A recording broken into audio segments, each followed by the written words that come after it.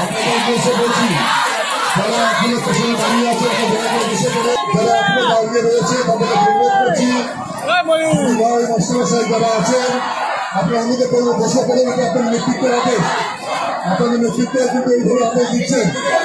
আপনাদের সকলকে শান্ত হয়ে বসার অনুরোধ করছি। আপনাদের নেতৃত্ব কিন্তু আপনাদের বলছে বসতে, আপনার অনুরোধ করবো শান্ত ভাবে বসে পড়ুন।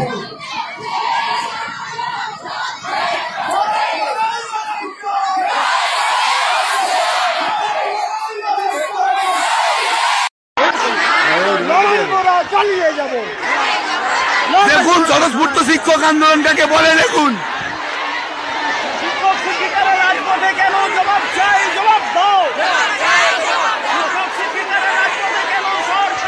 এই সরকারের আমলে কোনো দাবি আদায় করতে গেলে এটাই তার পদ্ধতি, তাছাড়া হবে না। এই সরকারটা মেনে নেবে না।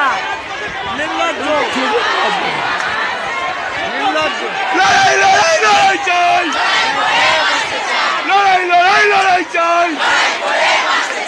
শিক্ষকরা রাস্তায় কেন মন্ত্রী তুমি জবাব দাও, জবাব সবাই দিতে হবে।